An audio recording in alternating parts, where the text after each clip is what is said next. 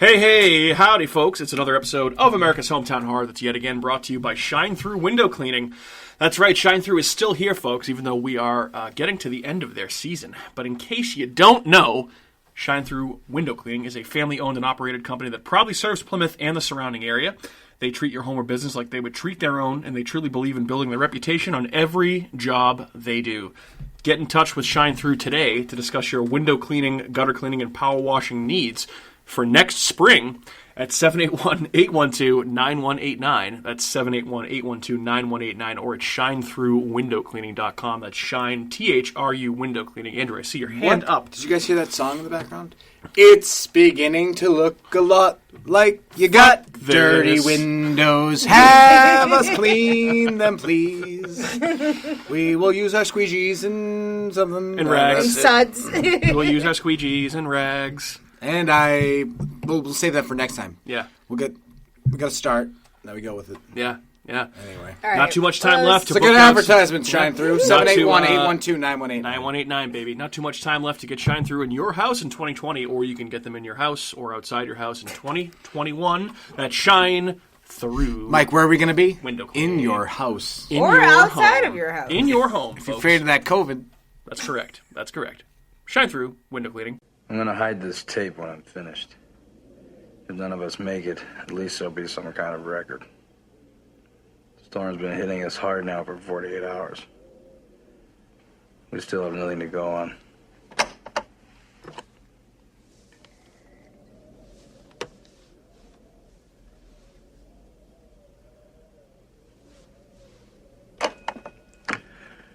One other thing. I think it rips through your clothes when it takes you over. Windows found some shredded long johns, but the name tag was missing. They could be anybody's. Nobody trusts anybody now. We're all very tired.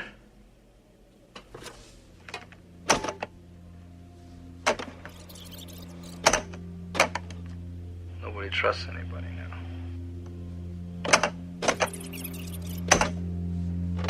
There's nothing else I can do. Just wait. R.J. McCready, helicopter pilot, U.S. Outpost North 31.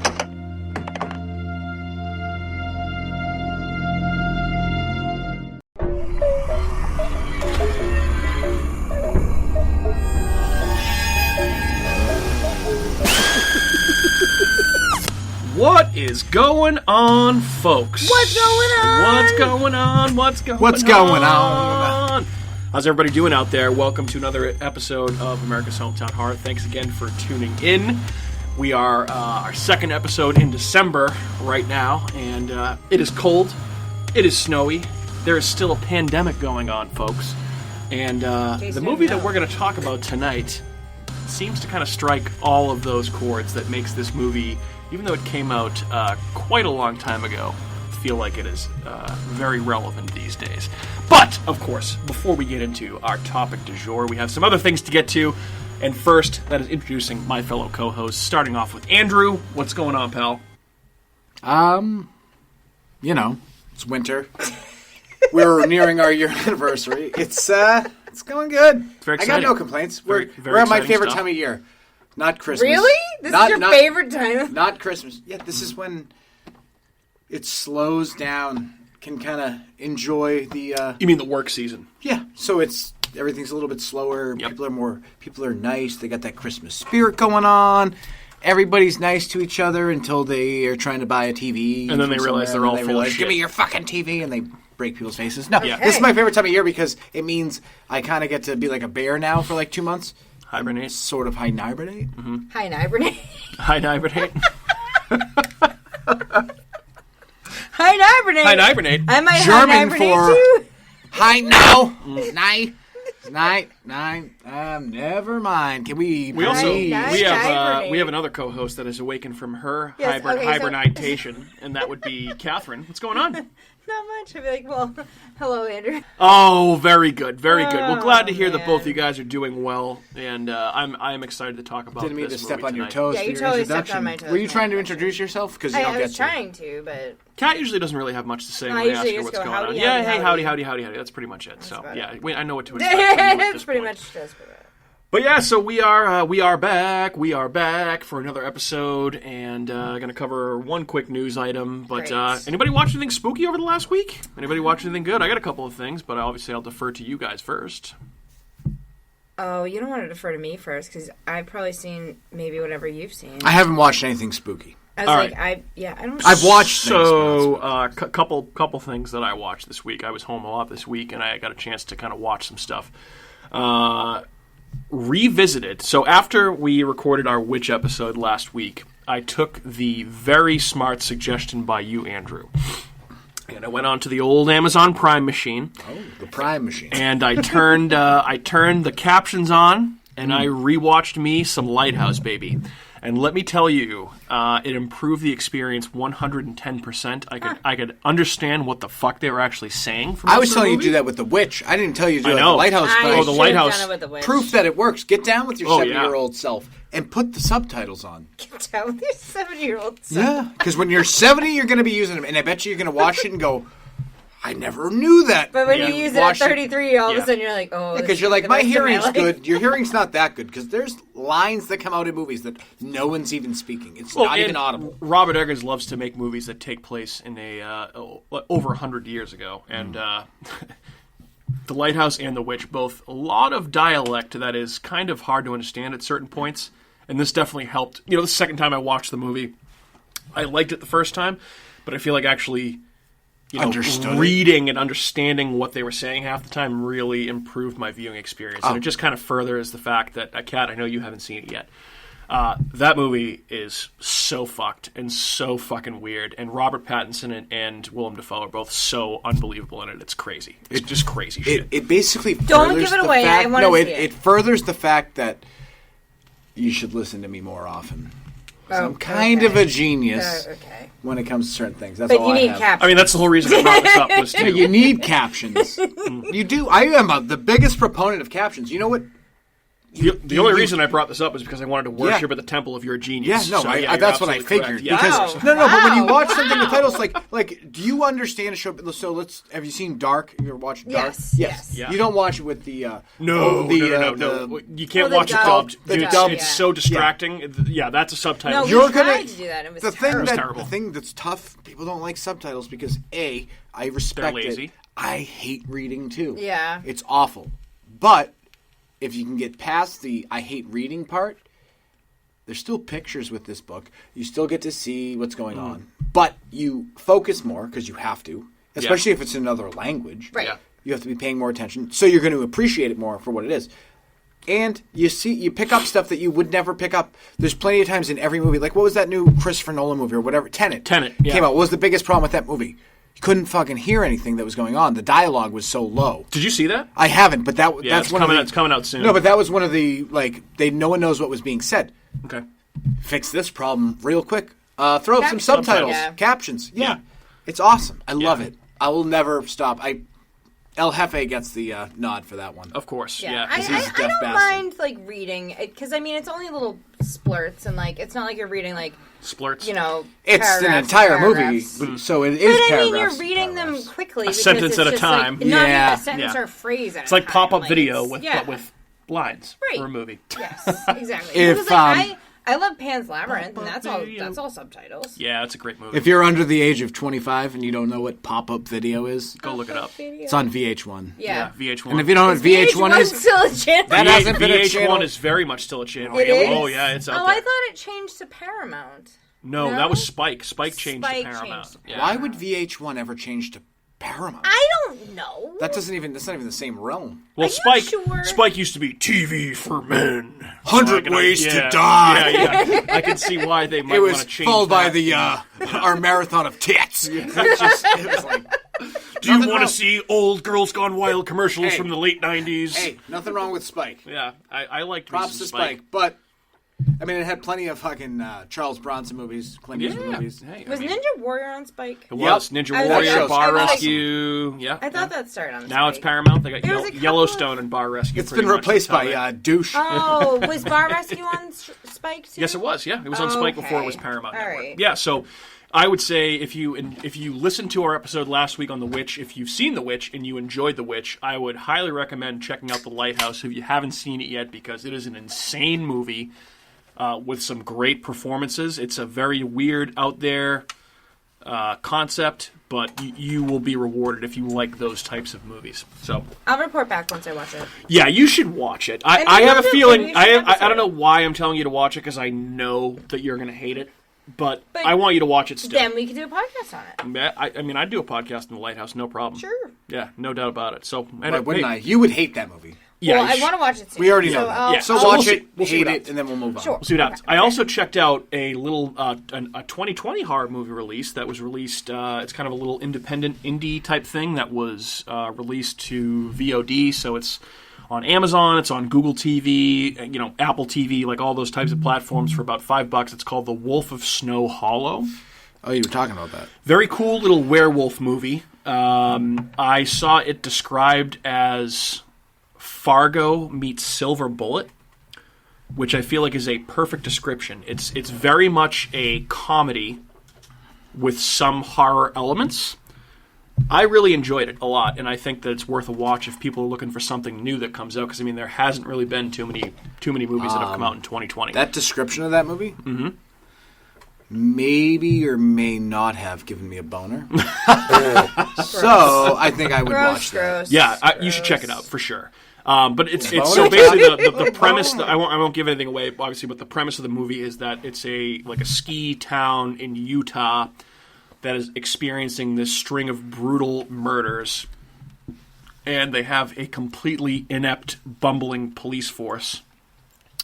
And the soon-to-be chief of police is kind of like this recovering alcoholic, rageaholic lunatic that is in way over his head, doesn't know how to do anything. Does Nick Cage play that role? Nick Cage does not play that role. Should he? It's a bunch of unknown actors, except for it is the very last performance of Robert Forster, who has been in a bunch of stuff. He was pretty old. He was most notably, if you've watched Breaking Bad, he was the fixer in Breaking Bad that helped Walt and Jesse get their new identities and get away. The guy that owned the vacuum store that they bought the fake IDs from. Yeah. Yeah, so he was in he was in Breaking Bad. This is the last role that he had before he passed away earlier this year. But I would highly recommend checking out The Wolf of Snow Hollow. If you have not watched it yet, if you're a horror fan, you will not be disappointed. I really enjoyed it. And then beyond that, Kat and I did our annual rewatch of Krampus. Yes. But yeah, so Anyone can. that's what I got there. Anybody else watch anything of note? Andrew, Kat? Nothing of relevance. No. It's all Yeah. like I've moved on. I'm like, Yeah. I'm in that January phase. Like I'm waiting for Love Actually to show up on Netflix so I can watch that because I fucking love that movie. So I'm waiting. Still to get haven't down finished with The Haunting of Bly Manor. Maybe we'll get to it No, eventually. no. Oh, but we've been watching The Undoing on HBO. That's pretty goddamn good. I like Yeah. it.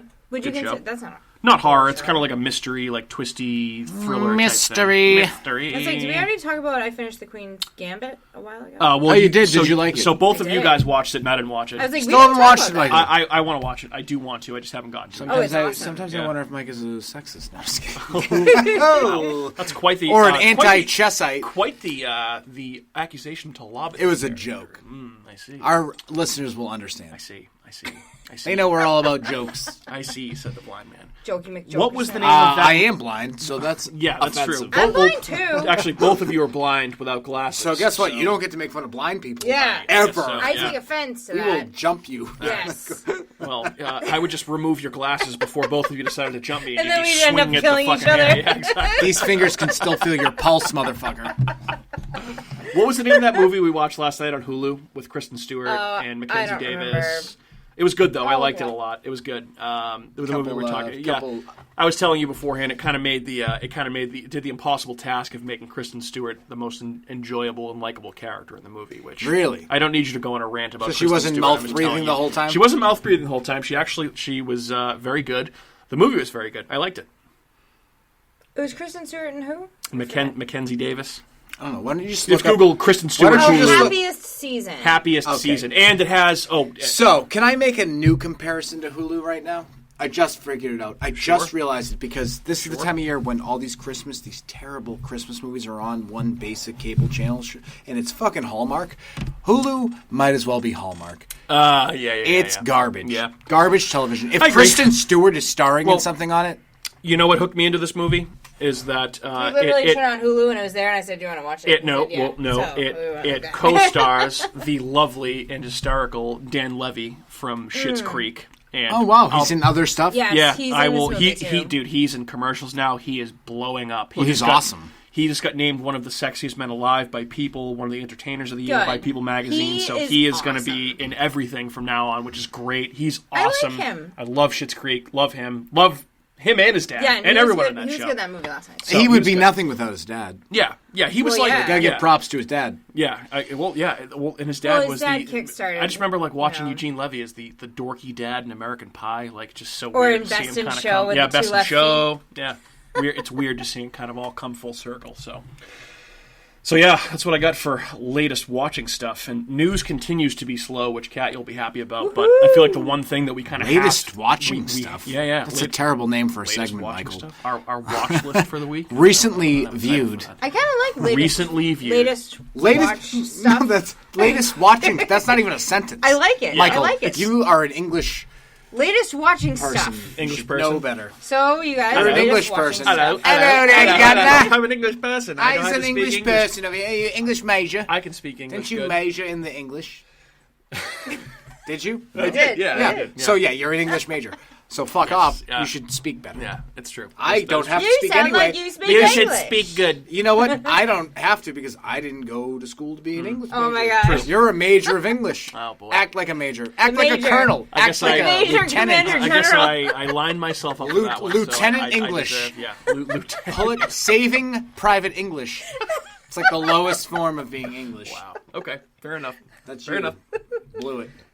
So as I mentioned, news continues to be slow, but the biggest thing that we kind of have to talk about here, as we watch a Krampus Yule log thing on YouTube in the background. Yeah, It's pretty nice. Pretty cool. It's nice. It's okay. Just Google See, Krampus Yule log. It's the first thing that pops 3 up. over 1s with transoms, though. I don't want to clean those. Yeah, up. those are At the one nasty point, windows there to was clean. a tree there on the fire on that thing, and now it's gone. Yeah. Sorry. I know no one can see it, but No, yeah, it's okay. YouTube the Krampus Yule Krampus log. Yule log. Yeah, it'll pop up. And then It's you'll the first see what one. we're It's the seeing. There's a very pagan picture in the top left corner. It's a fireplace kind with of like odd. window It's kind of and odd. there's That's cool. snow. It's good No, background. the devil, Snowing with, the outside. devil with Pope Santa. Pope Santa. Yeah, Pope Santa. Pope Santa. P.S. What up, Hey guys, dog? so I don't know if you saw this in the news, but kind of news that kind of sent shockwaves throughout the film industry is that Warner Brothers announced that they were going to release their entire 2021 film slate on HBO Max as well as in theaters, Really? which is the movie theater companies are not happy about this. But, as a consumer, kind of a good thing. We have HBO Max. But just so you know what this kind of looks like, it just means that there's going to be less incentive for people to go to the movies to see things in 2020. And Warner Brothers, being one of the biggest studios out there, there's some pretty big movies that are going to be available to you on HBO Max that you can watch from home as they come out. A couple of ones that would apply to, the genre that we operate in. Oh, rest in peace, Alex Trebek. Yeah, Alex Trebek, rest in peace. Godzilla versus King Kong. That movie is going to be coming out in 2021. The Conjuring 3, also known as The Conjuring, The Devil Made Me Do It. That'll be available on HBO Max. Malignant, which is a new original horror movie from James Wan, who directed Saw, the Conjuring movies, the Insidious movies. The remake of Dune, that's done by Denis Villeneuve. I'm actually kind of interested in that. I want to watch that. Obviously, Denis Villeneuve is a pretty good director. Prisoners, we baby. covered Prisoners. We've a bunch of his other movies have done really, really well. So I'm interested to see what that is. The Matrix 4, which is coming out, that's coming thanks. directly to HBO Max. I'm good. Oh, I was never I a love huge the fan of the Matrix Matrix movies. movies. I like Matrix. Not a huge fan. Like No? it's been 20 years. Although Keanu Reeves is aging like a fine wine. And Yeah, Lawrence he really Fishburne, we is. just saw So him on. good. Oh, he was judging the Iron Chef Oh, Thanksgiving that's competition. Right. I Keanu forgot was? about that. No, Lawrence Fishburne. We had Iron Chef Yeah, on. it was and Morpheus. it was Bobby Flay and Michael Simon versus Alex Guarnaschelli, who fucking sucks. Alex- Who's the other Alex person? Guarnasaki. Guarnasaki. Who the hell is that? Guarnasaki And Jeffrey Zakarian. Zakarian. Yeah, a Sorry, couple I'm of like, douchebags. Zakarian Zeus. sucks, too. Yes. I'm like, Zanzibar. Yeah, Yeah. Zanzibar. No, but you've watched Iron Chef before, Yeah. right? So Lawrence Fishburne was the judge on Yeah. that. It was a good episode. And he hasn't aged at all. But yeah, I feel like he will be in The Matrix looks- 4. That's he coming looks to the HBO Max. exact Well, that's what same. happens when you have money. Yeah. And then a couple other quick ones. They're doing a Mortal Kombat remake that's also directed by James Wan. That's coming to HBO Max, which I love Mortal Kombat. I'll watch it. And then The video game? the Suicide Squad sequel coming to HBO Max. So all of those movies will be available. I don't know of any theaters that are open in this area, but you can watch them on HBO Max. I know. when I they don't come think out. they are, but are they? Yeah. You know what I wish I had? I know that right there now? are a couple in Boston that I've heard about because I know I was listening to a podcast recently where somebody went to go see Mank in a theater in Boston. Mank? Yeah, the new Fincher movie that's on Netflix. I haven't seen it yet, but I do want to watch it. It's actually not supposed to be very good, which is disappointing Really? to hear. That's But sad. pretty much everything Fincher does, I love. But this is supposedly like his dud, which I thought Panic Room was his worst movie. I never saw that. Panic Panic Room. Oh, yeah, that movie's terrible. Yeah, that movie with Jodie Foster and Jodie Foster. Jared Leto. Jodie Foster, Jared Leto. Leto. Yeah, you always correct me on that. I fucking, Jared. Always. How often do we talk about Jared We've Leto? talked about Jared Leto a Leto. few times. Yeah, yes. Leto! So obviously, Isn't that, like isn't that an Elton this John is song? this is Levon, a. Levon, I know. Levon. I would not be. Likes his mother. I would. I would not be surprised to see other studios kind of follow suit with this. Mainly, I'm thinking of Disney, especially because they have Disney Plus now. Netflix has kind of been doing this for a while. They did The Irishman Fuck last movie year. That theaters.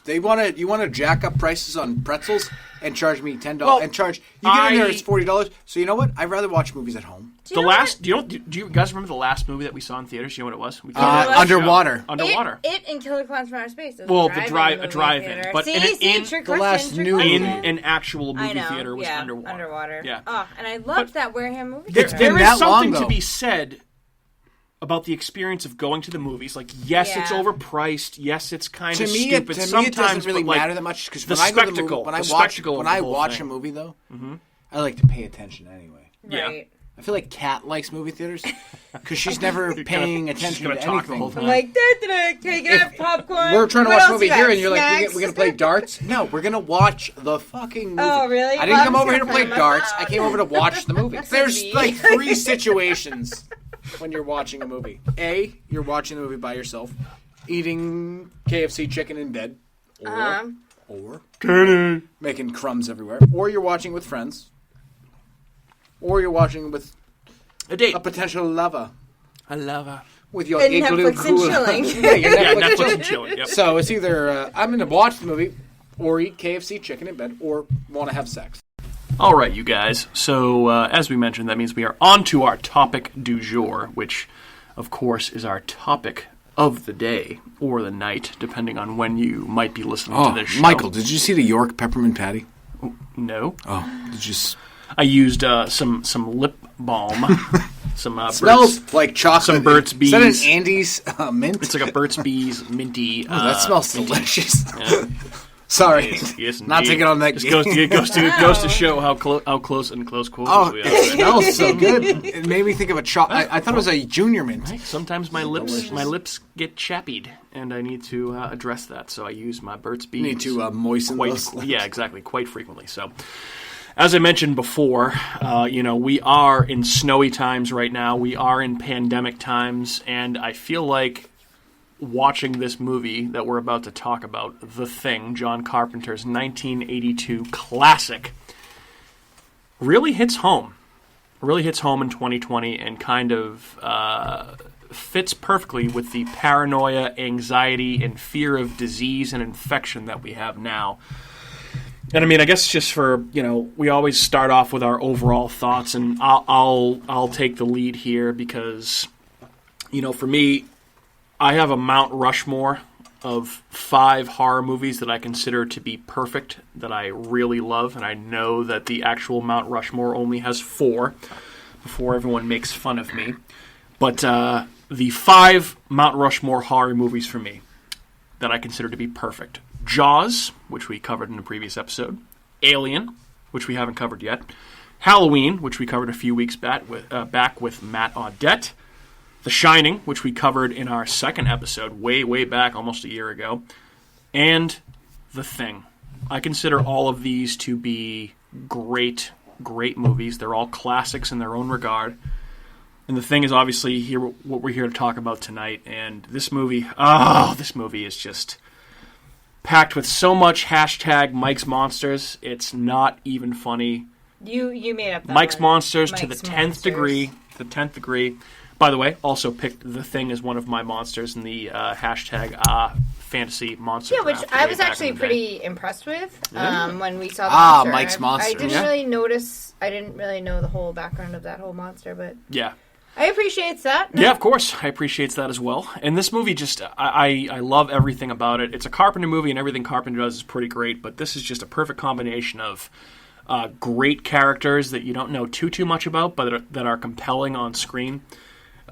Practical monster effects, which is especially impressive. I know probably for you as well, Kat, because I know how much you hate the digital effects of monsters. And anything that's practical is pretty good. I appreciated that. Yeah. Yeah. I did. The music in this is perfect. The cinematography is beautiful. There's a ton of gore and, as I mentioned, a ton of tension and anxiety, which kind of separates this movie from your average horror movie or monster movie, right? Because that extreme sense of paranoia really sets this apart, and Carpenter does an excellent job of slowly pitting all of these men against each other throughout the entire movie because they don't know who's infected, they don't know, who is one of the things.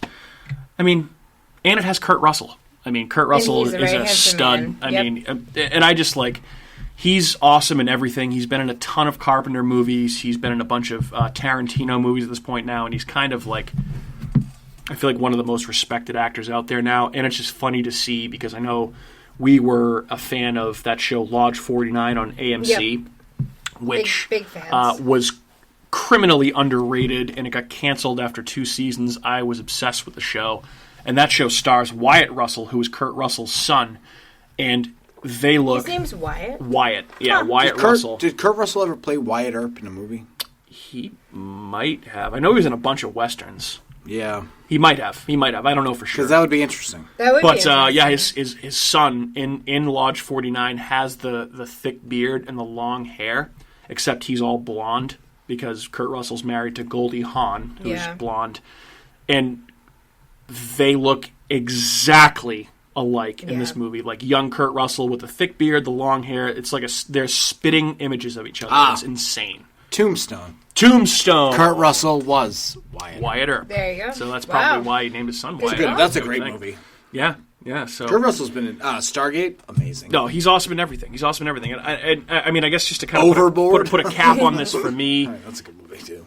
Technically, The Thing, which we'll get into this in a little bit more detail coming up, but this is technically a remake, and I think it's probably the best horror remake of all time. And I would also consider some of these other movies to be up there amongst the best horror remakes, including The Fly, the Evil Dead remake, the Dawn of the Dead remake from Zack Snyder, So good. the Crazies remake with our buddy Timothy Olyphant, who has electric hair. Movie's Electric mediocre. hair. Timothy The Olyphant. Crazies? That's a good I thought movie. that movie was mediocre. Very good. I think it's good. I loved it when it first came out, and then when I watched it again, I went, Okay, all right. Didn't do it for me. The first It movie, which is a great movie. The actual I don't want to movie. get into it. We're I not don't want to talking- get into we're it. not I don't want to talking get into about it. the I don't want to hear movie. I mean, about we're the not blood talking in the about the sink. TV. I don't want to hear about it. I don't want to hear about it. I don't want to hear about I it. didn't say anything. I also think Let Me In, which is That a was good. remake of Let the Right One In. That I was think the that's right a one, very right? good It remake. wasn't better than the original. Yeah, but it's a good remake. It's a good was. American remake. It was So the one I with would, the little boy in the window, right? that's the one where it's the little boy is, or the little boy is the vampire, and Right. he has the familia that Yes. kills people and brings them back. Yeah. Yeah. Okay. Yeah. Yeah, so Richard all of, Jenkins? Richard Awesome Jenkins, in that movie. yeah. So That's a good horror I movie. really like all of those movies, but I consider this to be probably king shit sitting on the throne of the horror movie remakes of all time. So obviously I hold this movie in very high regard. Andrew, I know you hadn't seen this movie in a while, and we watched it again the other night. What were your thoughts about it? So here's my thoughts. It's Spoilers? it's moved No into spoilers? it's. I mean, not Just slight I'm spoilers. just giving my opinions. All right. You can give a general It's been opinion a about a movie while. without spoiling it. Fair. It's been fair. a long time since I've seen this movie. And it immediately moves into the top 5 of my favorite horror movies of all time. That's great. Right up there with your Mount Rushmore. The only one I would remove from your Mount Rushmore is Halloween, because I'm always I know you're not a fan. That's not the best, It's pretty funny, in my opinion. yeah. But The Thing, like you said, the practical effects, the storyline. It's got Wilford Brimley. Wilfred the Poop. Diabetes. Without a mustache. He has no mustache, which is really weird, because I feel like his diabetes is controlled by the mustache. Yeah. And maybe that's why Yeah, he is yeah. actually Well, the Thing in this. Oh, spoiler. Good morning. I'm Wilford Brimley, and I'd like to talk to you for a few minutes about diabetes. Actually, about diabetes and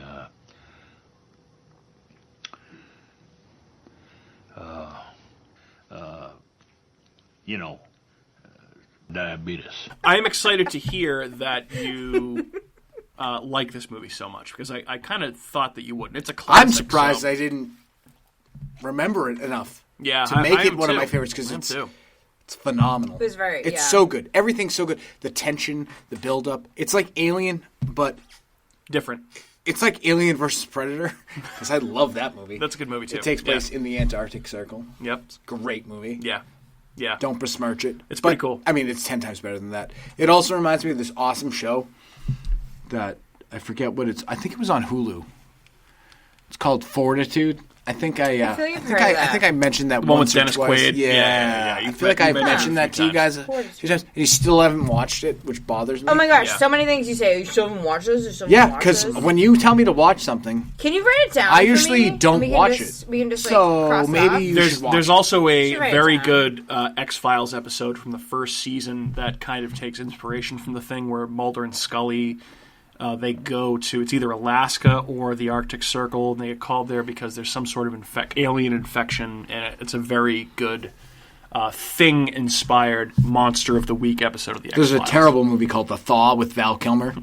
That is. Yeah, you mentioned that the other Yeah, night, but and I was like, that's. I am happy because I know I did mention, I think, when we were watching this movie the other night, that I would fight you both if you said you didn't like it. But it seems like you both liked it. And Kat, I'll ask you, what did you think of this movie after watching it? I liked it. I liked it too. And if I have seen it before, it was a very, very long time ago, which I'm sure that if I have seen it before at some point, but I just couldn't honestly remember any of it. Yeah. But I really liked it. It kind of reminded me of The Terror, the one where they're stuck in a ship and there's cannibalism that is or whatever. a great TV series. Well, the first season was great. The second season wasn't as good. Yeah. I didn't really like the second But season. it kind of reminded me of that because the entire time, you had the same kind of frame of mind where you're, questioning everything the entire time, where, you're like, okay, so who is infected? Who's not infected? What does it take to be infected? Yeah. Who's this person? Who's that person? Where is this person at this point? Are they going to eat each other ultimately because they can't reach anybody? Yeah. You're thinking, are they going to turn to cannibalism? But then Yeah. it's if they turn to cannibalism and they're all infected, then they're all going to die. So then they're all going to end up being monsters. And it's one little question after. You're constantly, questioning what's going on all the time. And I thought that was nice because it kept me at the edge of my seat where Yeah. I was, interested and not having any sorts of, okay, this is a long movie, let's keep moving. And it wasn't, constantly monsters either. It picks up had a lot- right away. You got Yeah. that opening shot with the Norwegian helicopter guys shooting at that beautiful little husky dog, and you're like, "What the fuck is going on here? Why are they shooting at this beautiful dog? Why is this happening?" It keeps you interested Yeah. the entire time. Yeah, for sure. I agree with that 100%. And yeah, I'm just excited to talk about it a little bit. And even more. the monster was impressive. Yeah. I would say. Yeah, and I think that's probably one of the reasons this movie has been so successful and has gained such a following is because the creatures themselves and the practical effects are so disturbing, so gross, so Lovecraftian, and they're just great. I can't get enough of this movie. I've seen it so many times. I saw it really young. It scared the fucking bejesus out of me the first time I saw it. And it's just, it's great. The practical effects in this movie remind me of the practical effects in Hellraiser. For some reason, they're very similar. No, do you not? No, I can see that. Did you see that? Okay. Yeah, Yeah. you did. I was just wondering if you saw it because it's they're just. Well, when we talked Hellraiser a couple weeks ago, I can see so the scene where the I forget the girl's name now, the daughter she's getting chased through the that alternate realm where the Cenobites live by that crazy looking monster. Cenobites? It reminded me of that. Yeah, The Cenobites. the Cenobites from Hellraiser. So the practical effects Oh, matters. okay. Very Yes. similar, I All think. right. I was like, wait. I agree. Cenobites? Yeah. I agree. So, fun fact, you guys: 1982 is now the year that we have covered the most movies from. Really? This is now our third movie from 1982. That's Does anybody know? interesting. the first two? Nightmare on Elm Street. We haven't done Nightmare on No. Elm Street, so that's no. So that's Hellraiser? Nope. Time out. Tremors. Phantasm. No, we haven't done Tremors either. Jesus Christ. You guys pay Phantasm attention? was 79. Phantasm is not it. We didn't do Tremors? No, We have not done never Tremors. done We've talked Tremors. about Tremors on episodes before. Oh. We have not done an episode on Tremors, which I would be down for. Texas Chainsaw. Nope, that's in the 70s. Damn Yeah, it. what the fuck? That's what I'm trying to think of. No, you already said The Phantasm, Shining? didn't No. you? So the two movies that we've covered from 1982, one was very recent, a little movie called Creep Show, also came out in 1982. Halloween. The other one, Poltergeist. Oh, that's kind of what I was thinking. So Poltergeist, Okay. Creep Show, and The Thing, all from 1982. So a good year for horror. You know what? I A don't bunch feel of classics. bad. I can barely remember the year I was born, so. Yeah, it's okay. Fair enough. But just as a refresher, some of the other horror movies that we haven't covered that came out this year, Halloween 3, Season of the Witch, which is a great movie. Friday the 13th. The Part best 3. The Halloween one that movie. you wanted to do, we didn't do. We're gonna do. We will do that We'll next do that time. next We will do Halloween. it, yes, because yes. we're going to be doing this. Exactly. This makes me think of we should do a episode on top 5 years in horror. Okay. That's a good idea. Sure. I like that. Yeah, like Why the years not? with Do the that. best horror movies that came out. Yeah, It'd be kind of cool. that's fine. Sounds good. Sounds good. Just thought, food. Yeah. Word. I like it. So that's what we got for 82. Good year that we continue to draw from and record on. So just some quick facts about The Thing, because there's a lot of stuff going on here. This movie's been written about and talked about endlessly because it's become such a classic. So I did mention that this was a remake. Okay, so the original film came out in 1951, was directed by Howard Hawks, who is a very prominent director, an American director. Some call the greatest American director to never win an Oscar.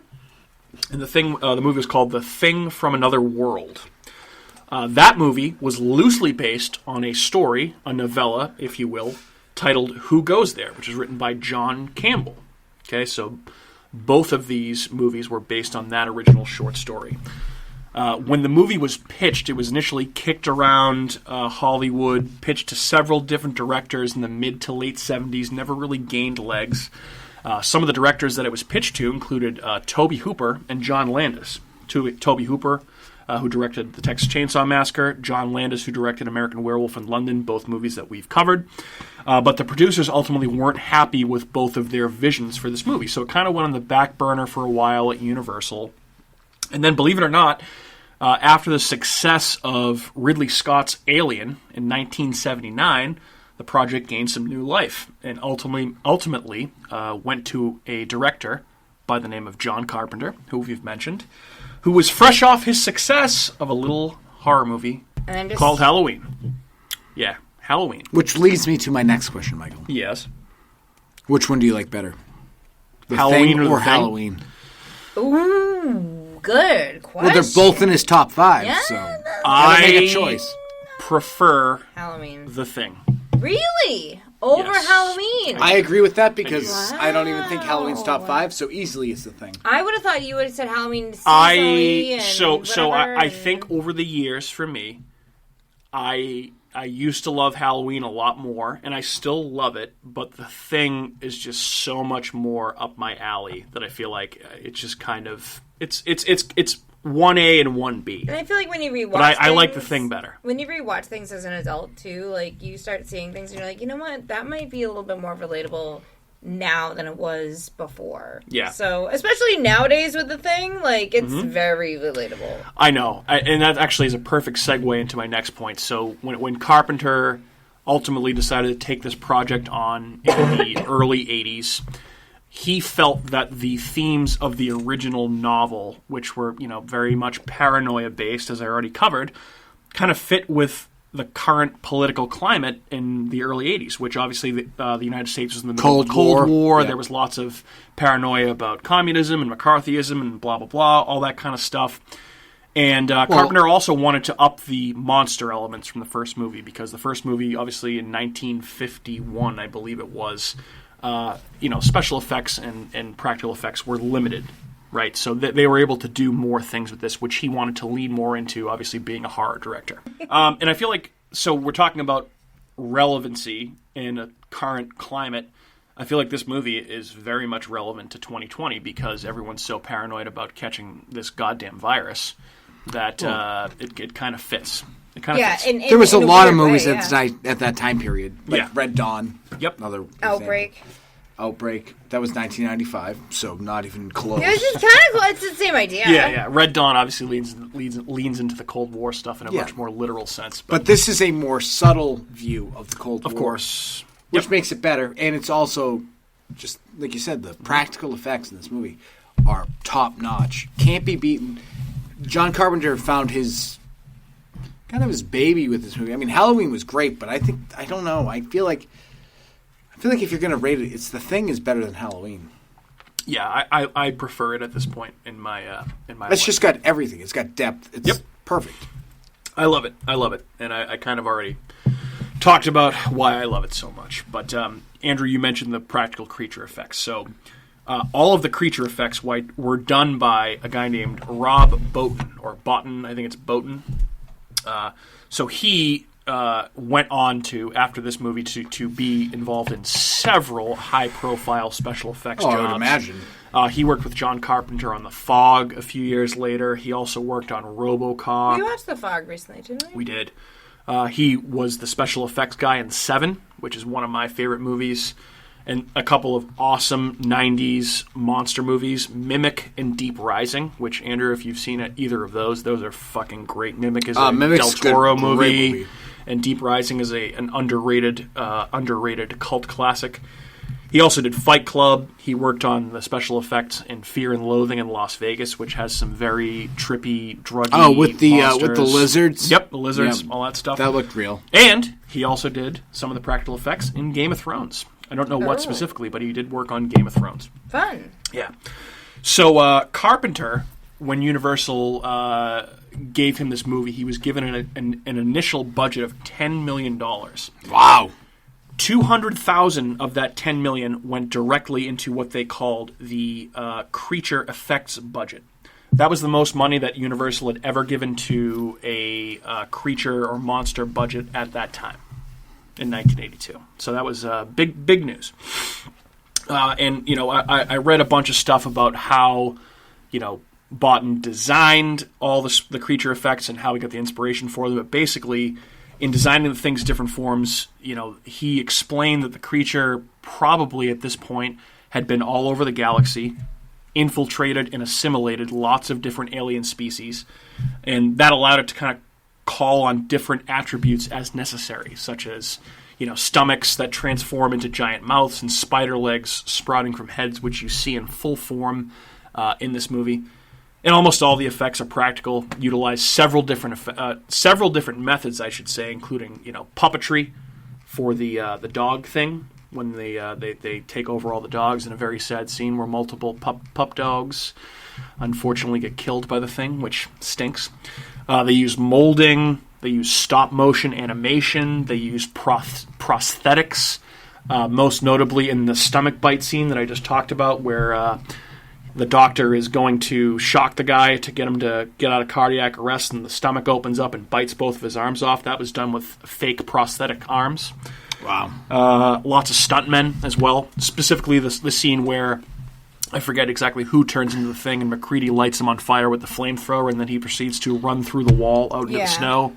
So all done in a practical manner, which I think just makes this movie that much better because it's much more creative to be able to do it practically than it is to do with a computer, which they didn't have as an option back in 1982. I got a question for you. Sure. So, you said this movie had a $10 million budget? Yes.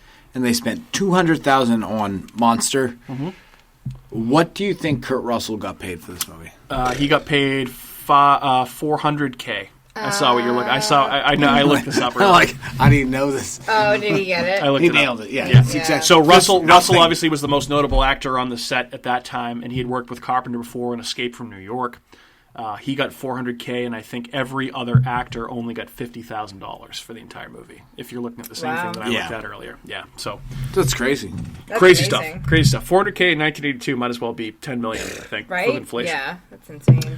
So the filming for this, obviously, we kind of wanted to do this because it's now cold. And there's snow on the ground as we record this. But there's also an infection. There's also an infection. But the filming for this movie took place on refrigerated sets in Los Angeles. So all the interior stuff was done in L.A., where they turned the heat way down so that they would be able to see their breath, that type of thing. Wow, that's awesome. Yep. So it's very realistic. Very realistic. And then all of the exterior shots were done in Alaska, Juneau, Alaska, and in British Columbia. See, I feel like if That's how you make a movie. Yes, if you make it with a If real it was set. CGI, if it was the acting's CGI, it terrible. would be awful. Like everything would look so Because fake. Kurt And that's- Russell looked cold That's the why. entire movie. That's why I He like. had snow all over his that's why- beard and his face was Right. pale as Yeah. shit. That's why I like it. The TV. I don't want to series hear about versus it. No. The remake, because it's realistic. It's a scarier situation. But No, Okay. you're so wrong. okay. All right, we're not going to go there. So whenever they make the remake, It's going to be terrible. and They you should can never make a remake. Well, dump on that. they and already have, and it's not good. And it was did you terrible. watch it? We did. We saw You it in saw it in theaters. theaters, remember? I remember. right, How do yeah. I remember? Were you And with don't. us? No. It's actually, listened you know, earlier. it actually. So we'll get more into this later, but the sequel slash prequel had some potential. Had some good actors. Had Mary Elizabeth Winstead, Joel Edgerton, a couple other people that were pretty. Who we good. know Mike has a hard on for because he played. Edgerton. Yeah, didn't he play? Elton? He was in The Gift with Jason Bateman. I was like, did he play Bradley Cooper? Oh, Because- I thought he played Elton John. I was like, wait. No, that's Taron Edgerton. Taron Edgerton. Are they related? Yes. No, I don't think they are. No. Damn it, my But yeah, boner I joke do. didn't I do work. have quite a bit of love in my heart for the Rocket Man movie. I love. It's a great that movie. Great movie. Great movie. I still prefer Elton John's versions Speaking of the of songs Elton more. John and music in general, so the iconic score for this movie was composed by Ennio Morricone, who was an Italian Italian composer and a musician, who at the time was most famous for his work on spaghetti western movies, which was a term. Spaghetti. Yeah, spaghetti western. It was a term Yeah. that they used That's in a real Hollywood. thing. That's like Tarantino's movies So- or spaghetti. Exactly. Really? So okay, perfect example. So in Once Upon a Time in Hollywood, Yes. DiCaprio's character is he was a TV star and he's fading. Okay. And they remember Al Pacino's character, the movie producer was trying to get him to fly out to Italy to film these Western Yes, movies. he did, yes. Those are spaghetti westerns. Okay. Western movies produced by Italian directors, which is where it got the term spaghetti westerns. Gotcha. Okay. Gotcha. Sorry, racist. Might not be It's acceptable not anymore in politically Ravioli. but that's what they called them at regatta. the time, spaghetti westerns. And Ennio Morricone did the music for this, which the score is awesome. And he also he did go on to do a bunch of Tarantino movies. He did the Hateful Eight.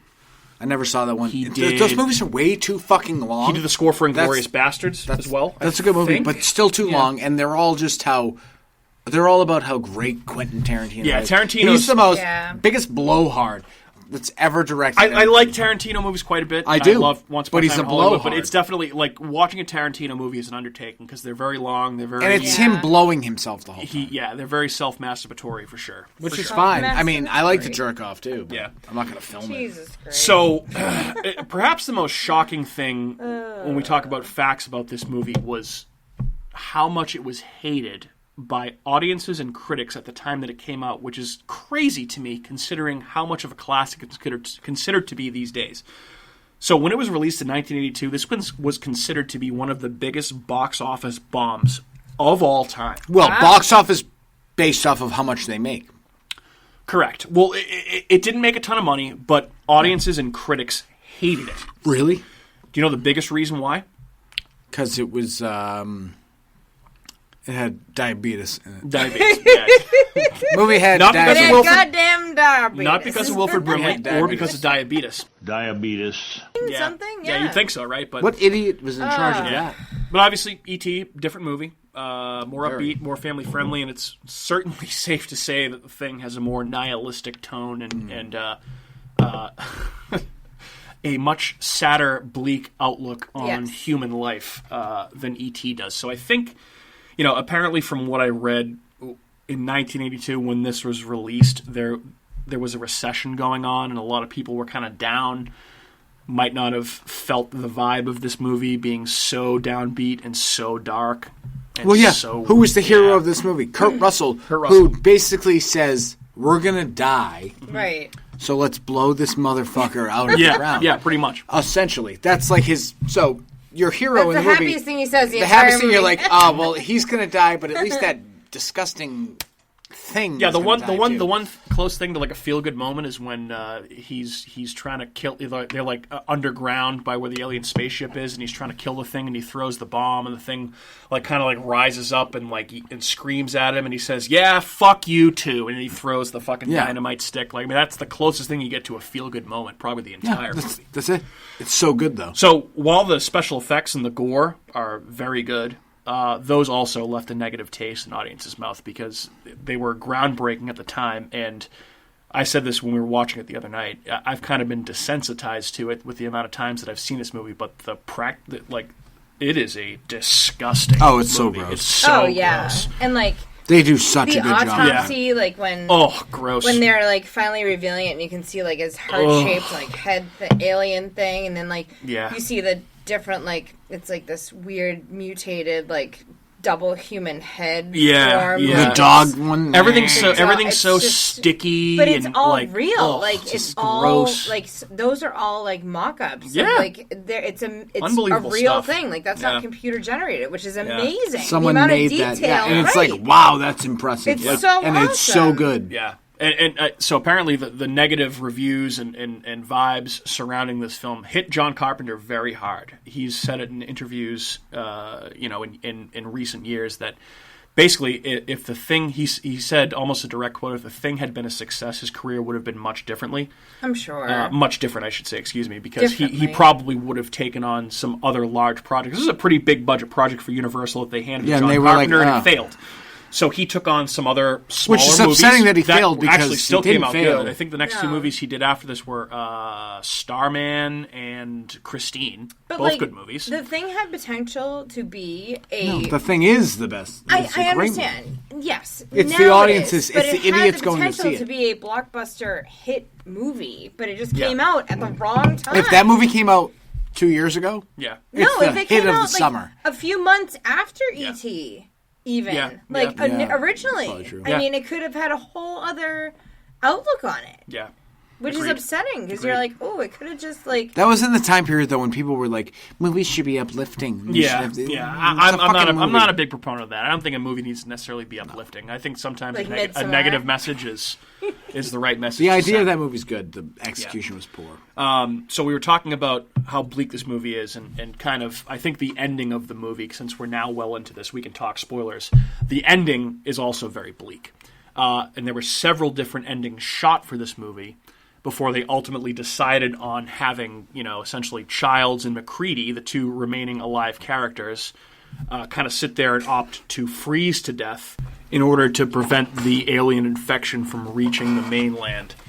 So some of the other endings, they actually shot a couple of brief synopses here. Oh, okay, so there was one ending shot where essentially it showed, Childs turning into a thing and McCready trying to kill him, and then there was another one with Childs and McCready both sitting there, and they see a flock of birds that have been infected by the thing flying towards the mainland and realizing that the Earth is fucked.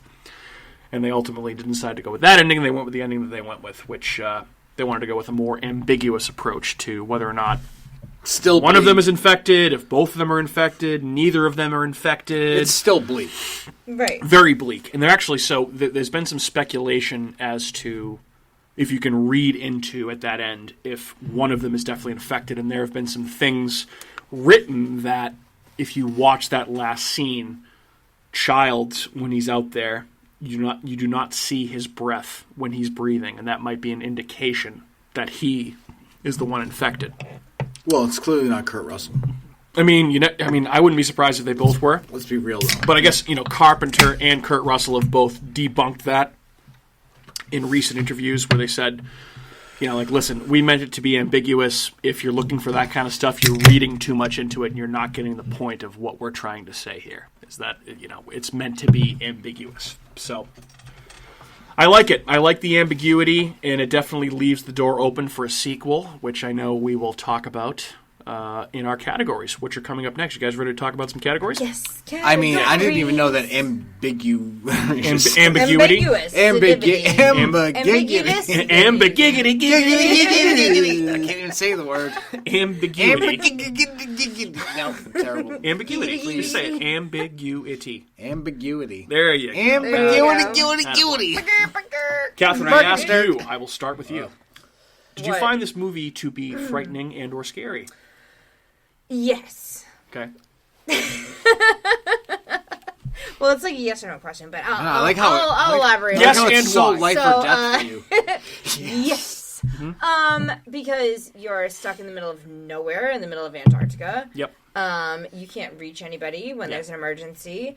There are, rabid dogs, monsters all over the place. You can't trust anybody. It's cold. It's dark. Yep. You're gonna die. You're gonna die. It's scary. You're gonna die. So I mean, that's I agree with all that, and I think what makes any monster movie scary is if you talk about what the plot of the movie is and the situation the characters are in, and you remove the monster element completely. Still scary. It's still scary. Is it still scary at that point? It could And be yes, it could be a is. shot. Like you're getting a vaccine and it's scary. Yes.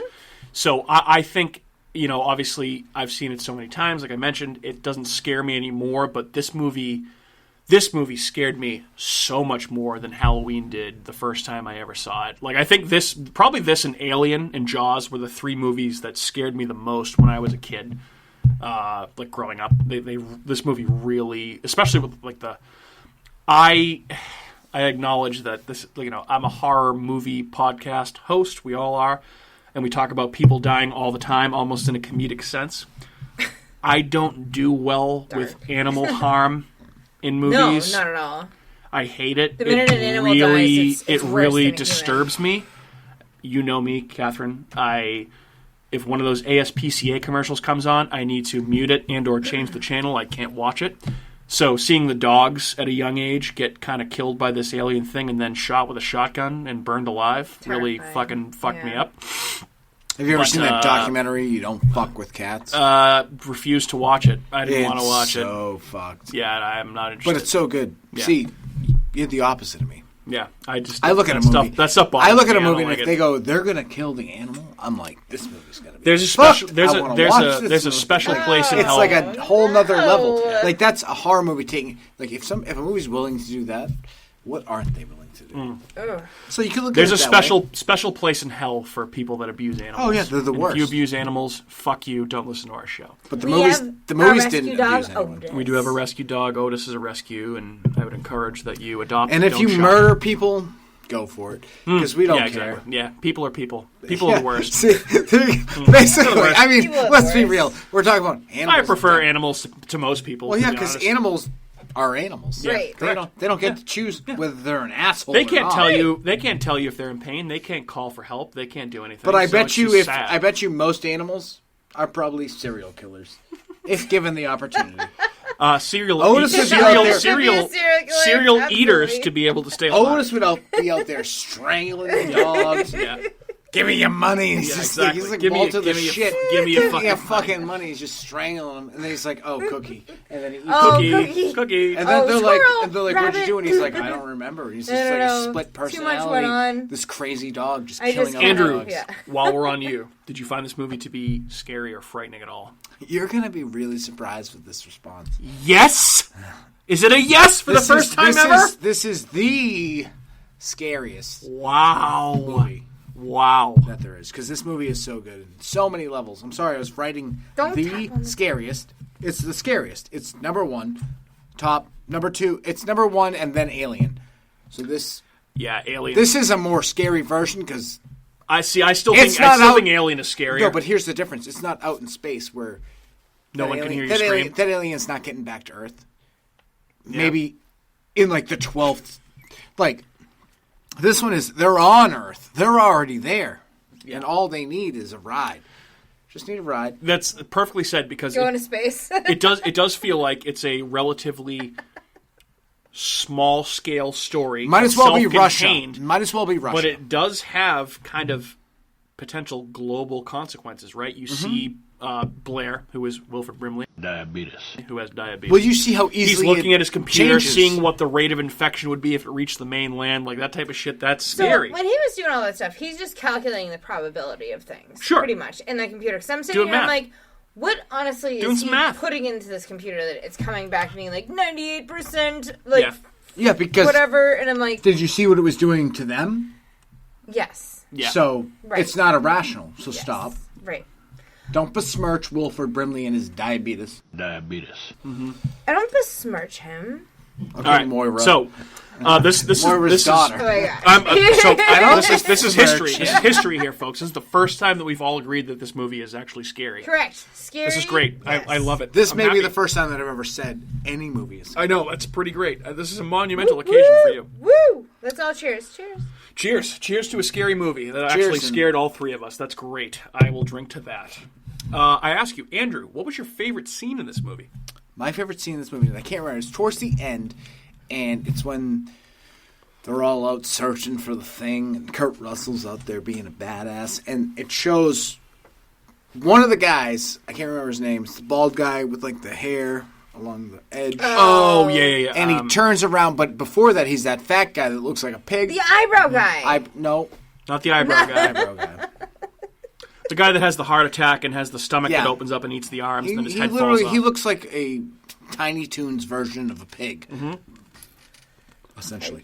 So he looks out the window, and he's looking and he's watching some guy running towards the door, and then he comes back to the window screen, and he's still that guy, but as he turns into somebody else. Yes, that is one you of the best pointed scenes. that out the other night. And you know what? That was one thing that I never noticed Shape before that. And I don't know if it was just a He continuity shape-shifted. error or if it was intentional. I wasn't able to find anything on that when I looked it up, but that was a great call. What do you by mean you weren't able to find anything on that? I wasn't able to see if so that was like seems intentional like or... It's got to be something Yeah. because he changes into a different I person. agree. Yeah, Yes. it must be. Yeah, I Then would why think aren't so. they talking about it? Yeah, I don't know. Maybe They've it's just never so. talked about that Good question. ever. You don't find it. You didn't I find it wasn't able anywhere? to find anything online in Yeah, my, which my is half-assed weird research because to be able to everything see. is manipulated to the to the nth degree, for sure. and no one's That talking I about would have that. immediately thought that. Well, I mean, maybe you just assume he's a shapeshifter, and that's just part of the movie, That's the only time he shifts shape right? in front of you, at least, right? Very quickly, and it very, very, very quickly without all the gore and blood. It was and such a disgustingness. perfect scene. Yeah, it That scene good. was so good. Huh. Okay, that's a good call. I like that. I like that for your favorite scene. Catherine, what about you? What was yours? My favorite scene, when they think that the thing is dead and it's not dead, and it starts to like bleed, and then it starts to kind of grow and starts to kill all the people. Like, I think that was kind of cool because that was like the moment that you knew that those things were going to come back. Yeah, and like, then kill they're everybody. all in way over their head. Yeah. They're not properly equipped to deal with this. That That was- was the minute that you knew that like that they had a whole other Yeah. issue on their hands. Yeah. So I think that was When it's tentacles are in the yeah, guy's the head, tentacles Yeah. and are it's like just making it look gross. like those Like spaghetti practical head? effects. Like that's when the practical effects are the best. Is when it's the worm and it's like in the guy's head and it's moving it up the Yeah. screen, Do you and know it's that? so fucking weird. And I'm like, that's all practical. Interesting. So when you talk about spaghetti and the tentacles and stuff, do you think that it's I never Does said that- spaghetti. okay? We use, Maybe I was we use the thinking- term spaghetti western. Okay, Ah, well, yes. So now you're that's thinking of from- spaghetti. I'm Spaghetti. thinking of the True Detective green-haired spaghetti man. Green-haired spaghetti monster, yeah. That's kind of that could maybe Maybe, potentially. Maybe that's a I mean, tough True sell, Detective but- draws inspiration from lots of things. Way out Lots. yeah. So True Detective draws inspiration from Lovecraft stuff, which Carpenter drew inspiration from Lovecraft for this movie. So could be related. Very well could be. The spaghetti monster. So I think spaghetti monster. Well, the tentacles look like spaghetti. Ah, yes. the best scene in this movie, I think, bar none, is the blood test scene. It's Yeah. probably the most Oh, iconic. yeah. It's the most tense. There's nothing as intense, and you're waiting on bated breath to see Kurt Russell dip that heated up piece of copper wire into those all that blood, and they all dude, they fucking cut a lot of blood out of those thumbs there. There was It's some the most big aggressive slices. cuts. I'm like, yeah, some big cuts. why are you big cuts, doing that? Big cuts, and then obviously you got the payoff where finally it's one person and he sticks the thing into the blood and it goes. Wah! And that Nice little jump scare. You were waiting to see if any of them really would and actually then, do or anything. if that test even worked. The best was You didn't know if it was gonna eyebrows. work. Eyebrows getting pissed. Yeah, that was pretty awesome. I don't know. Because so obviously when Kurt Russell sticks the thing into Palmer's blood, and that guy they broke out all the special effects for him. His face is like blowing up like a balloon. There's blood exploding everywhere. It's just crazy, crazy shit. And then, yeah, like you said, when after they light the guy on fire and they're all still tied to the couch, and Eyebrows says, I would like to not spend the rest of my life tied to this fucking couch! Pretty awesome. Such an aggressive... What a way great. to nail that line. There are some nice comedic touches in this movie, I think. There are a few laughs in here. I like... There was some stuff that made you giggle a little bit. Well, I feel like John Carpenter incorporates that in his movies. Yeah, I like it. Which He knows is how nice. to. Yeah, so I had the blood test scene for my particular favorite. Also, you have to mention the scene with the stomach mouth ripping off the arms, and then the guy's head falls off and sprouts spider legs and eyeballs and crawls away, and they get the iconic line, "You've got to be fucking kidding." Speaking of it... Yep, they reference that in it directly. It's been linked to be in the same universe. Yes. Possibly. Potentially. Whoever decided what these universes are. We're still good. I don't know. I was also a big fan of, and I read a little bit about this, so Carpenter, after he made Halloween, a lot of the jump scares in Halloween were ripped off in a bunch of movies, and he said when he made this movie, he wanted to kind of move away from the jump scares. He didn't want to do that stuff. I like jump scares. And one particular scene he mentioned that he cut a few things that the studio suggested was when the scene where McCready and the doctor, Dr. Copper, I think his name is, they go to the Norwegian camp and they see all the dead Norwegians and just kind of like the aftermath of the thing taking over that camp.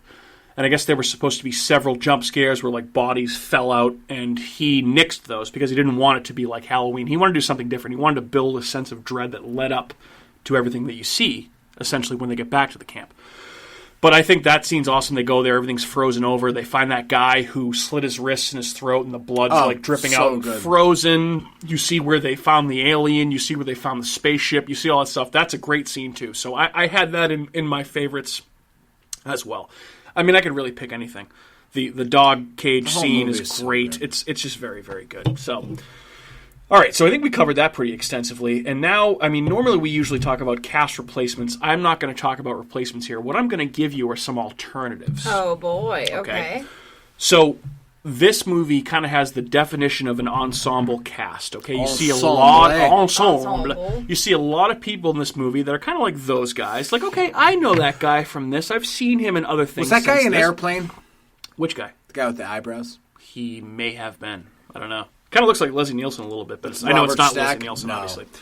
He almost looks like Mandible. Let me give you a list of some actors that read for these parts. The bit players, okay? So not Kurt Russell's role, not Keith David's role, okay? Brian Dennehy, Chris Christopherson, John Hurd, who is the dad in Home Alone, read for a part in this movie. Ed Harris, Tom Berenger, Scott Glenn, Donald Pleasance, who also was... I think Tom Berenger should win I don't know half of these people that you Tom are... Berenger is Andrew probably knows fantastic. some of them. Tom Berenger was in Sniper, right? No. Tom Berenger was in Platoon. He was the bastard in right. Platoon. Yeah. Like, you're just going to name off a bunch of people and tell me to pick one? Because I'm not telling you to pick anybody. I'm just giving you... He was also in a Alright, baseball alright. movie. It's great. Yes. Which one? Oh, Major League. Yes, Major League. And Tom Selleck was Mr. Baseball. That's correct. In That's Japan. That was a great... He's so Tom Berenger, Scott Glenn, Donald Pleasance, who was Dr. Loomis in Halloween. That guy was also in another Carpenter movie. Japan. You guys are ridiculous. Powers Booth, Andrew. You know Powers Booth. It's great in MacGruber. He almost was in this I'll movie. suck your dick. And They Just wanted tell me to what you want. branch out and do some comedic people in this movie for some of the lighter roles. Gary Shandling and Jay Leno read for roles in this movie. Gary Shandling I might read be that on your obviously- outline from over here. I wouldn't Yeah, hire pretty Gary interesting. Shandling to do anything. I don't know. So Extremely. I know who Jay Leno all is. of those guys read for the pretty much the other 10 parts aside from Keith David and Kurt Russell's characters. Okay, so Powers Booth, yes. love Powers Booth. So good. Love Powers. He's great. He's awesome. He was in Deadwood. He was great. He was in the Sin City movies. He played Senator Rourke. He's good in those. So Childs, obviously, the role went to Keith David, who's fantastic. He's been in a bunch of shit. He was in They Live. He was in a bunch of other movies. He's a great actor. Carl Weathers from Rocky and from Predator also read for this role. And Isaac Hayes, chef from South Park, Oh, was I almost love going to be in this movie him. in that role. Yeah.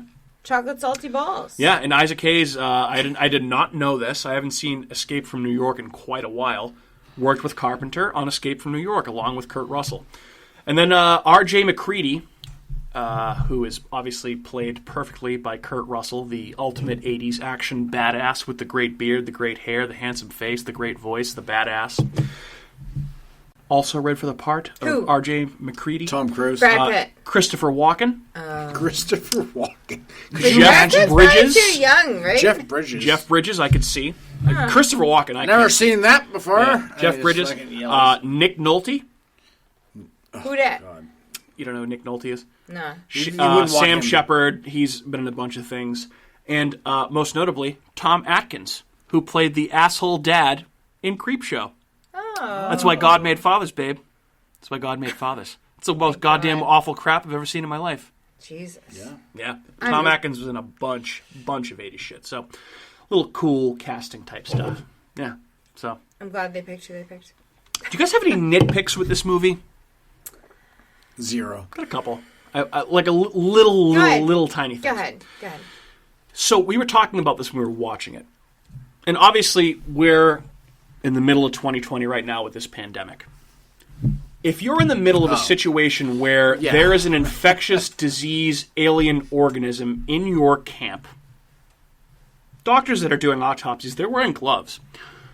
Don't you think you'd wear some sort of a surgical mask or something, or put some sort of protocol in place to make sure that the infection doesn't spread? Unless they already know they're going to Yes. die. Michael. Don't you think? I mean, maybe. This is a slight nitpick. I got a bigger nitpick. Okay, what is it? It doesn't matter what you're thinking. It's what you're saying. And Kurt Russell at one point says to his other guys, I don't fucking care, basically. I just want to get drunk. Yep. I want to go up to my shack and get drunk. And the guy's like, You're yeah. like, there's aliens, and there's There's 5 aliens. of us. You can't get drunk. You got to be paying attention. Like, what is going on? He's like, yeah, I want to go and get drunk in my shack and play chess. Oh, wait, I already poured whiskey into my computer and destroyed it because it beat me in chess. Drunk. Yeah, maybe you should focus on the task at hand. But Yeah. that's just everybody. You're going to ignore Right. it till you I need to... thought this was pretty funny, too. I saw, like, what the description in the script was for McCready, that, like, pretty much what Kurt Russell had to work with. And the description was like 35, beard, helicopter pilot, likes chess, likes whiskey. That was it. Like, that's Done. what he had to work on. He Yeah. kind of created the Okay. character from that. That's pretty cool. Yeah, pretty awesome.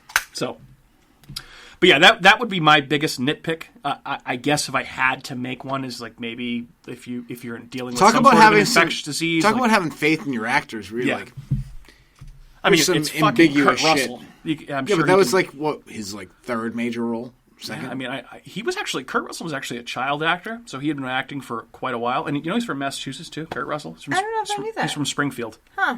He was born in Springfield. I don't know if he grew up here, but Poor bastard. I know.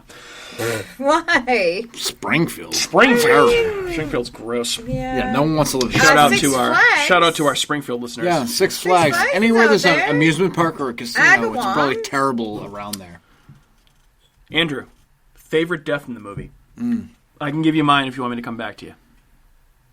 I can think about it. Okay, it's Palmer. It's the guy that gets the negative result of the blood test. Yeah. And he's sitting there on the couch, and all of a sudden he just starts shaking, and then all of a sudden it immediately cuts to practical effects, and his face blows up like a balloon filled with blood. Yeah. And he just starts like pretty much exploding everywhere, and then he breaks out of the rope that he's tied to, and he, for some reason, springs to the ceiling. And then there's that other boner, Windows, that has the flamethrower, the guy with the afro. Yep. And he falls back down, and he's basically too scared to shoot the flamethrower off, and he turns into... His body splits open and turns into a giant mouth and chomps on this guy and is like chewing him up in the air and like flailing him around. And then they both get torched. So that's my favorite, personally. Yeah, that's pretty awesome. Yeah. Can't argue with that. Yeah. Can you? No. Good call. No, Right. I agree. That's I would perfect. say my favorite death is the... I got a second one for you, too. But go ahead. You have two favorite deaths? I think I know what you're going to say. But... Well, you have no favorite deaths. I do. I have one. So okay, say what is it? It's the guy at the beginning out of the helicopter, the Norway man. The Norwegian guy that he he pulls was the pin out of shooting- the grenade and he Yeah. blows himself up like an Yes. asshole. Yeah, The that Norway guy. man? Yeah, the Norway man. Because Oh. he was Mr. shooting at Norway a dog, and man. even if a dog is a thing, I mean, you can't shoot at a dog. That's just I terrible. think also, Thing? you know, he was fucking the thing. Dr. Eyebrows Yes. gets a nice kill at the end, too, when they're underground trying to find the thing, and the Blair thing pops out and just essentially sticks his hands into his mouth Oh, and, like, that's so good. rips his face right. open. I forgot about that. So Yeah, gross. that That's was a good one. That was nasty. That's a good one. That's a good That's one. nasty. Okay. So we normally talk Don't- about Don't then. whether or not a movie would make a particularly good haunted attraction, and obviously sometimes they already have been, and this is another case where this movie has been turned into a haunted attraction numerous times. So this is a movie that it's made by Universal and has been used at Halloween Horror Nights in multiple different years. It was used first in 2007 as a haunted house based on the original movie, and was featured alongside haunted houses based on A Nightmare on Elm Street, Texas Chainsaw Massacre, Friday the 13th, and Dead Silence, which was a movie that came out that year. But more importantly for us, it was also featured as a haunted house in 2011, which was the first vacation that Kat and I ever took together. We went down to Orlando, Florida, went to Universal Studios so we could go to Halloween Horror Nights 21. Went to a bunch of awesome haunted houses, and this particular thing haunted house was based on the 2011 remake slash prequel that came out. But it was still a very, very good haunted house. It was very cool, and I feel like these types of monsters, while you can't necessarily have huge animatronics portraying these monsters, you can do some good stuff with it, because they did some good stuff with the one that we went to. I mean, I don't know if you remember walking through that one at all. I mean, that was I vaguely almost do. 10 years ago. It was almost 10 years ago, but you can find photos of it online, and when you they just do a great job, Universal, of recreating massive movie style sets and making you feel like you're walking through a horror movie. So that's really all you can ask for a haunted house based on the thing. I wouldn't be surprised if they do it again in the future, because it's been almost 10 years since they did it. It's literally like Hollywood magic when you go through those It is. haunted It's houses. incredible. It's like It's as if it's you're awesome walking stuff. through I mean, I a guess, set. Like, you know, it's amazing. For me, I talk about it a lot. I know, Andrew, you think I'm obsessed with it, which I am. If you ever get a chance to go down to Orlando and go to Halloween Horror Nights, just go. I've never Just been go. there, Just but go. It's fun. I should. It's fun. We've gone twice. Catherine, I ask you, who was your MVP of the movie? Oh, Kurt Russell. I second that. Yeah. He's so He's just awesome. amazing. And so handsome. And Has such handsome. awesome hair in this movie. It's great. And he's just like... He's a badass. He's such a leader. He's just throwing dynamite, just killing and he shit. has a flame... Yeah. He has awesome 80s action lines like, you know, hey, oh yeah, fuck you too. Yeah. He's amazing. Sure wasn't Wilford Brimley. Diabetes. Wilford the Pooh. Wilford the Pooh, Wilford Brimley. He could Wilford easily Brimley, be in there too. non-mustache man. I would also say, like, Kurt Russell is my MVP too, but the secondary one you could consider is the monster effects. I feel like the monster in this movie Yeah, is... the monster actually was very impressive. I'm surprised you're not taking the monster since he was your Kurt monster Russell's and your just draft too good. pick. So. Too good. Mike has a hard boner for Kurt Russell. I mean, Yeah. I might. What about you? MVP? Going with Kurt Russell as well? I mean, it's the monster is the best, though. Or are you going with diabetes? McCready is the best, though. He is the I don't best. know, but McCready's they're all awesome. But I think it's the monster. McCready is meant to be awesome. Yeah. But he's meant Kurt Russell. To be He's the meant to MVP. be- He's like the alpha male badass. Like I'm sure he's probably meant to be a Vietnam vet, helicopter pilot. Like I've seen some shit. I don't give a shit about your scientist bullshit. Like if you need help, if you need me to fly you somewhere, call me. If not, leave me the fuck alone in my shack so I can play chess and drink whiskey, and then go the fuck away. It's exactly, yeah. Pretty much. So easy to like. Easy to like. Do you think this movie is deserving of a sequel? And before I let you answer that, I will say, obviously we talked about the remake / prequel that came out that we saw, which was not very good. I feel like it had some interesting things going for it. They had some good actors. Like I said, Mary Elizabeth Winstead, Joel Edgerton, a couple other people. Obviously, this takes place at the Norwegian camp, so it's leads up directly to the events of the thing. And they were doing some interesting things at first, and then they just go ahead to remake the thing with CGI, which is not a good idea. And there's some cool gore, there's some cool effects, but ultimately it falls flat. Really remember I would watch it. I would watch it again, but it's just it's a letdown compared to the first movie, which I feel like it's tough shoes to follow. But Andrew, I ask you, would you like to see a true sequel to this movie that picks up right after the ending? I would like to see a sequel to this movie where it takes place with the virus in the mainland. Okay. Yeah. That'd be some wild shit. Yeah. Yeah, that would deal be with that. Whatever you want to do with that afterwards, go for it. That would be a sequel instead of a prequel. That would be better. Do you think they would release a prequel? Like one before the other one? I mean, maybe. And go, like, well, what's that, back? like a distant planet? Potentially, on another world or something. So I guess John Carpenter has come out and said he's been asked before if he would ever do a sequel to the thing, and he said he's been approached to do it. It's been talked about, but it's never been completed. And I guess is that really like fair to do like a movie and then a prequel and then a sequel? Like, I mean, is that yes? Well, he didn't people do it the all the prequel. time. Who does that all the time? He didn't do the prequel. He didn't do the prequel. So he didn't do anything. Yeah, he just did the first one.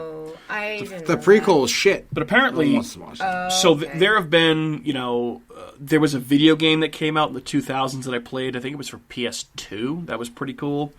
But there was also, I guess, a Dark Horse comic series that came out after the initial movie came out in the 80s that Carpenter has said if he were to do a sequel, he would adapt that storyline as the sequel, which essentially has Childs and McCready being rescued, and they go on a boat where essentially it's the thing, but on a boat with other people. Interesting. And they end up on a submarine or some kind of weird shit. I actually kind of want to see if I can pick it up and read it, because I bet it's pretty good. But tell me I would love to see that movie. Yeah, I'd love to see that movie made. That sounds pretty good. Yeah. Pretty cool. So, yeah, I think I would love to see a proper sequel, and I think, unfortunately, obviously Keith David and Kurt Russell, the two remaining characters and actors from that movie, aren't getting any younger.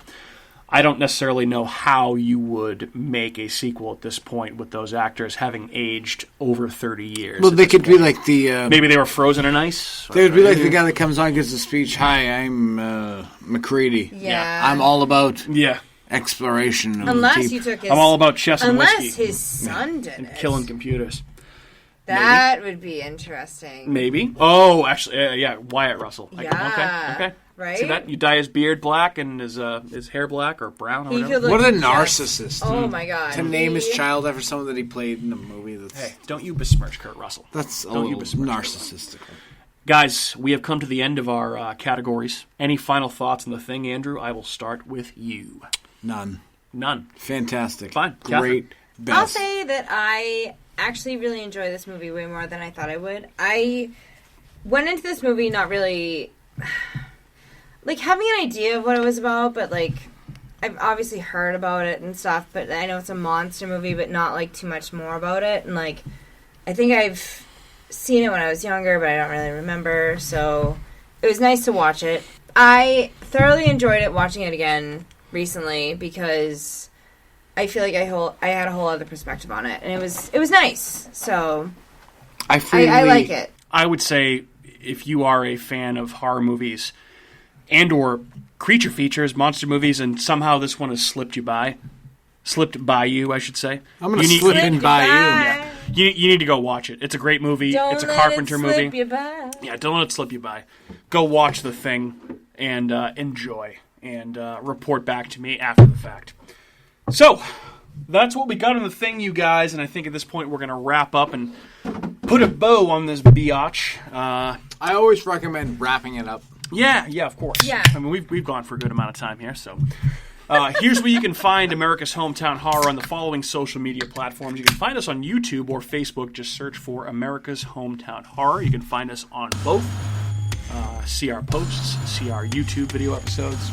You can also find us on Twitter at Hometown Horror. You can find us on Instagram at Hometown Horror Pod. And you can also shoot us an email massage at hometownhorrorpodcast@gmail.com. And you can also listen to our show on the following platforms, including Apple Podcasts, Google Podcasts, Spotify, Amazon Music, iHeartRadio, Stitcher, Spreaker, and wherever else you may happen to listen to your podcasts. Thanks again for listening. My name is Mike. As always, I am joined by my host, Andrew and Kat. Guys, thanks so much. Say goodbye to your... Say goodbye to your audience. Goodbye. Adios, pantalones. See you in Fargan Hell. Hey everyone, it's Mike from America's Hometown Horror, and just wanted to say thank you again for listening to another episode of our show, because of course, we would be nothing without you listeners. If you are interested in more local Plymouth podcasts, I would highly recommend you check out some shows by our cohorts on the Inebriart Podcast Network. That's right, the Inebriart Podcast Network, folks. In addition to America's Hometown Horror, you can find the Inebriart Podcast, Bar Talk, Theme Park Legends, Retro Redoctopus, and Old Colony Cast. Head on over and give them a listen.